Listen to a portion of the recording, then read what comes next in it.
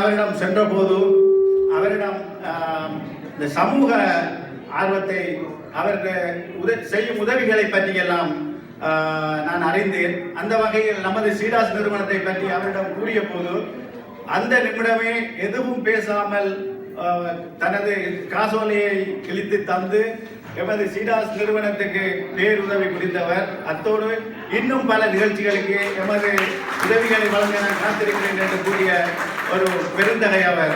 அவரை நாங்கள் வரவேற்பதில் நாங்கள் மிகுந்த மகிழ்ச்சி அடைகிறோம். தொடர்ந்தும் அன்னாரின் உதவியை நாங்கள் எதிர்பார்த்துக் கொண்டிருக்கிறோம். அடுத்ததாக எமது கனேடிய வழக்கறிஞர் கௌரவ அதிதியாக அழைக்கப்பட்டுள்ள பிரசாந்தி அவர்களை நான் சொல்ல வேண்டியுள்ளது. இவரும் எமது பிரதேசத்தைச் சேர்ந்தவர், ஒரு இளம் வழக்கறிஞர். அவரை நாங்கள் எல்லோரும் கைதூக்கி விட வேண்டும். அவரும் தானாகவே எனக்கு போன்